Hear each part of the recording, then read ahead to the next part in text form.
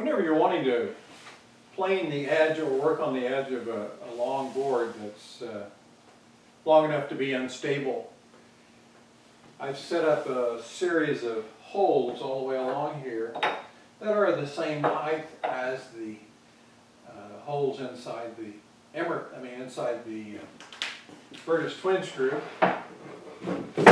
Everybody kind of drops down in, lands on them all at the same time.